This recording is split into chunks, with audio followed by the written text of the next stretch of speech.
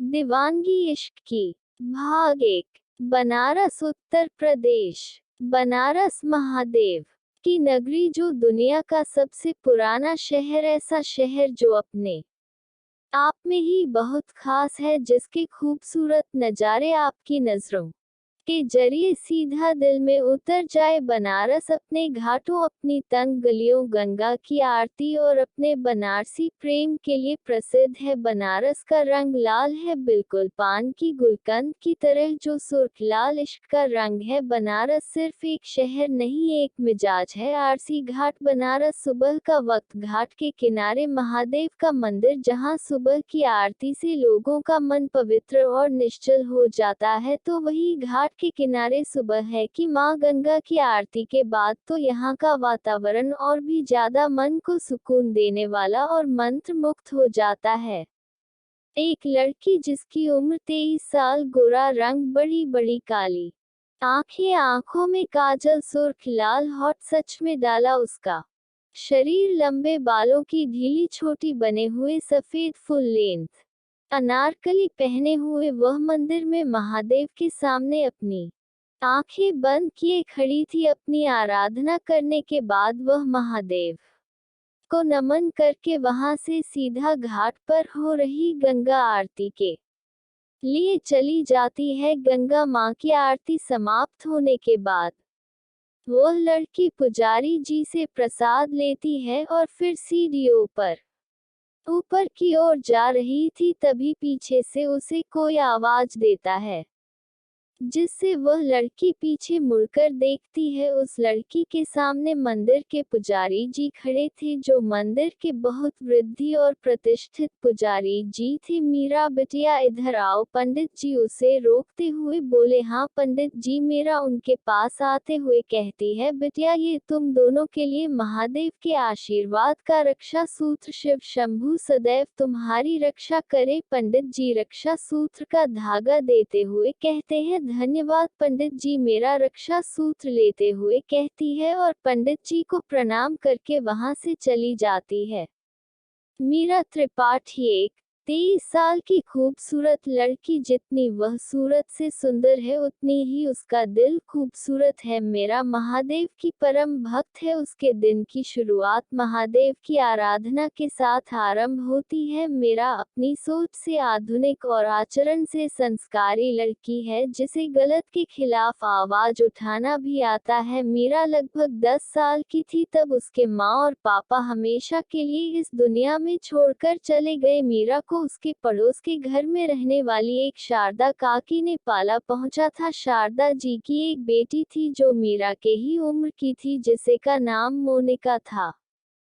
कुछ समय पहले शारदा जी की मृत्यु हो गई थी, इसलिए मीरा और मोनिका दोनों साथ ही रहते थे।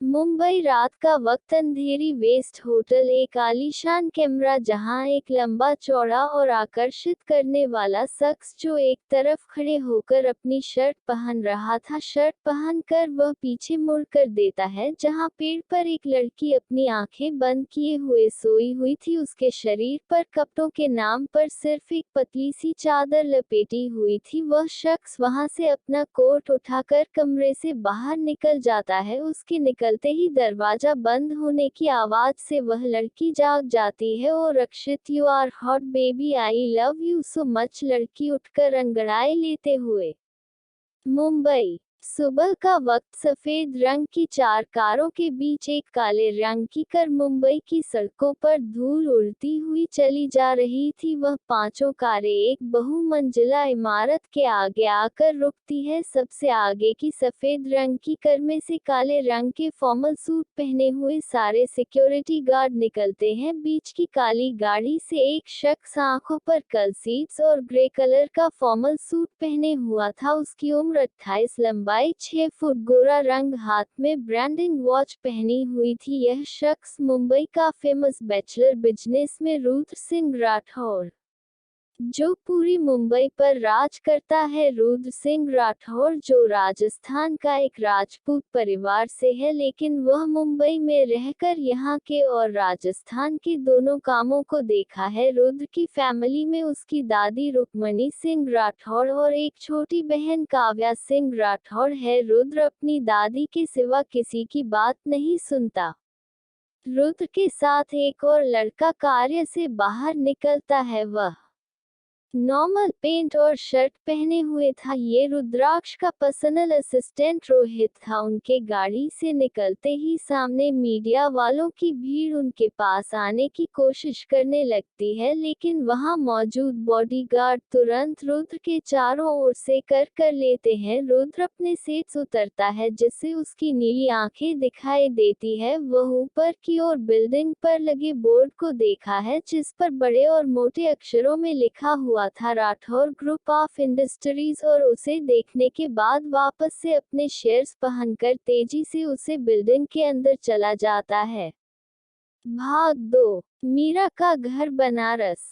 मीरा घर पहुंचती है और अपने घर का दरवाजा खोलकर अपने कमरे की तरफ चली जाती है कि वहां एक लड़की बहुत ही अजीब हो गरीब तरीके से बिस्तर पर सोई हुई थी। मीरा खिड़की के पास जाकर पर्दों को हटा देती है। मीरा यार प्लीज सोने देना, वह दूसरी लड़की नींद में कसमस आते हुए कहती है। मीरा की बच्ची जल्दी से उठ जा, जॉब पर जाने का टाइम हो रहा है, तू अभी तक सो रही है, चल जल्दी से उठ, मीरा झूठा गुस्सा करते हुए कहती है। ये है मीरा की दोस्त मोनिका, दोनों एक होटल में काम करती है। मीरा वहां पर रिसेप्शनिस्ट की जॉब करती है और मोनिका इस होटल में रुकने वालों लोगों का ध्यान रखने का देखते हैं। हाँ तो होटल जाने का टाइम तो रोज होता है मीरा, लेकिन इसमें कौन सी नई बात है, मोनिका दूसरी ओर करवट लेते हुए बोलती है। नई बात यह है कि आज मैं किसी के लिए उसकी फेवरेट जलेबी और रबड़ी लाई हूँ, अगर वह किसी को नहीं खानी है तो मैं खा लेती हूँ। मोनिका जलेबी रबड़ी की बात सुनकर खुशी से उछलकर बेड के नीचे उतारते हुए कहती है, हाँ जलेबी और रबड़ी, चल अब जल्दी से तैयार हो जा वरना मीरा जानबूझकर बात अधूरी छोड़ देती है। मोनिका उठकर बाथरूम में नहाने चली जाती है और मीरा किचन में जाकर जल्दी से नाश्ता तैयार करती है, फिर अपना और मोनिका का लंच बॉक्स रेडी कर लेती है। इतनी देर में सोनू तैयार होकर किचन में आ जाती है, फिर दोनों नाश्ता करके स्कूटी में बैठकर अपने काम के लिए निकल जाती है। मुंबई रुद्र ऑफिस के अंदर आता है, उसे देखकर सभी लोग उसे गुड मॉर्निंग विश करते हैं। रुद्र उन सभी को इग्नोर करते हुए अपनी केबिन में चला जाता है। महेश्वरी ग्रुप के साथ शुरू होने वाले प्रोजेक्ट की क्या प्रोग्रेस चल रही है? रुद्र चलते चलते रोहित से पूछता है, सर उसे प्रोजेक्ट के बारे में मिस्टर माहेश्वरी से आज आपकी मीटिंग है? रुद्र के पीछे चलती हुई रोहित बोलता है। रुद्र सिर्फ हाँ बोलता है और अपने केबिन में चला जाता है। रुद्र को केबिन में आए हुए थोड़ी देर ही हुई थी, तभी उसके केबिन के दरवाजा की तेज आवाज से खुलता है। एक लड़की बहुत गुस्से से अंदर आती है। उसे लड़की का नाम काम्या था, जो ज्यादा नहीं पर हाँ अमीर घर से ताल्लुक रखती थी। रुद्र की नजर जैसे ही काम्या के ऊपर जाती है, उसे बहुत ज्यादा गुस्सा आ जाता है। उसे लड़की की इतनी हिम्मत कि वह उसके केबिन में बिना परमिशन के कैसे अंदर आ गई। काम्या गुस्से में सीधा रुद्र के पास जाकर उसकी कॉलर पकड़ लेती है। रुद्र तुम्हारी हिम्मत कैसे हुई मेरे साथ ऐसा करने की? काम्या गुस्से से बोलता है। एक तो काम्या बिना इसकी परमिशन के उसके ऑफिस में आ गई, और अब काम्या ने रुद्र की कॉलर को पकड़कर अपनी मौत को दावत दे दी थी। रुद्र का चेहरा गुस्से से बिल्कुल काला पड़ गया और उसकी आंखें एकदम लाल हो गई थी। इस वक्त उसका गुस्सा सातवें आसमान पर पहुंचे गया। वह चेयर से खड़ा होता है, काम्या के हाथ को कश्यप करे पड़ते हुए उसे अपना कॉलर छुड़वाता है और उसे अपने से दूर धक्का दे देता है, जिससे काम्या जाकर सीधा नीचे जमीन पर गिरती है। तुम्हारी मेरे ऑफिस में आने की हिम्मत कैसे हुई? तुम जानती हो तुम क्या कर रही हो या कर चुकी हो? तुम्हारी इस हरकत के लिए तुम अपनी जान से हाथ धो सकती हो। रुद्र शांत लहजे पर खूंखार आवाज में बोलता है। काम्या उसकी बात सुनकर जमीन से खड़ी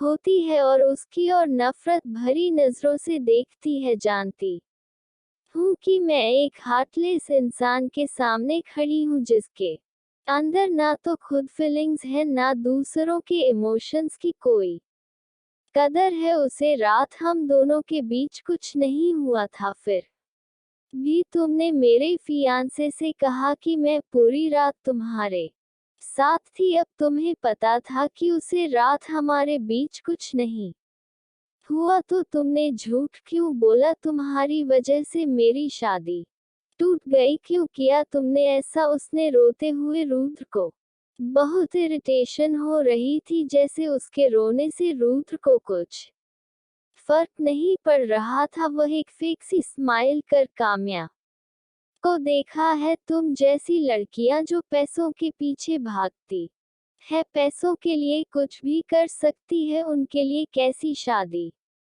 कैसा फियांसे? तुम खुद चल कर मेरे पास आई थी। मैंने तुम्हें अपने पास नहीं बुलाया था, मैंने तो बस तुम्हारे मंगेतर को तुम्हारे वन नाइट स्टैंड के बारे में बताया था। उसका ये सब जानने का पूरा हक बनता है कि उसकी मंगेतर कहाँ है, किसके साथ है। रुद्र डेविल स्माइल करते हुए काम्या को देखा है। मैं उससे प्यार करती हूँ तुम्हारी वजह से। वह अब मेरा चेहरा देखना भी नहीं चाहता। उसने मुझसे अपनी सगाई तोड़ती है। वह मुझसे हमेशा के लिए दूर हो गया है। काम्या रोते हुए बोली, प्यार माय फुट तो जैसे लोग को कभी प्यार नहीं होता। तुम प्यार जैसी चीजों पर यकीन करते हैं। कुछ नहीं होता ये प्यार, यह सिर्फ एक जज्बातों धोखा है।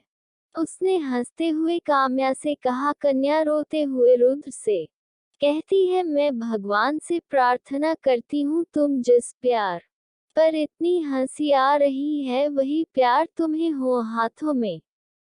रुद्र सिंह राठौड़ को प्यार हो, दीवानों जैसा प्यार हो, जो दीवानगी की हर हद पार कर जाए। तब तुम्हें समझ आएगा कि जब किसी से प्यार होता है तो उसे प्यार के लिए हम कोई भी हद से गुजरने को तैयार हो जाते हैं। उसकी बातें सुनकर रुद्र का गुस्सा आउट ऑफ कंट्रोल हो जाता है। उसकी बातें शायद उसे थोड़ा इफेक्ट कर रही थी। रोहित रोहित रुद्र गुस्से में चिल्लाता है। Yes sir. रोहित भागता हुआ अंदर आ जाता है। इस लड़की को बाहर निकालो, मुझे आज के बाद ये यहाँ नहीं देखनी चाहिए। Okay sir. रोहित जल्दी से बोल। रुद्र अंदर जाकर काम्या को लेकर वहां से चला जाता है, लेकिन काम्या जाते हुए भी पीछे मुड़कर रुद्र को देखकर लगातार बोले जा रही थी, तुम्हें प्यार हो रुद्र, तुम्हें प्यार हो। काम्या को रोहित उसे ऑफिस से बाहर भेज देता है। बाहर ऑफिस के लोग अफरे आफरी में भागते हुए देखते हैं तो रुद्र बहुत गुस्से में आकर, तुम सब यहाँ काम करने आते हो, उसी का पैसा लेते हो, कोई नाटक देखने का नहीं। बैक टू युवक रुद्रती की नज़र से सबको देखकर बोलता है। उसकी गुस्से भरी आवाज सुनकर सभी तेजी से वहां चले जाते हैं। रुद्र वहां से सीधा मीटिंग रूम की तरफ चला जाता है।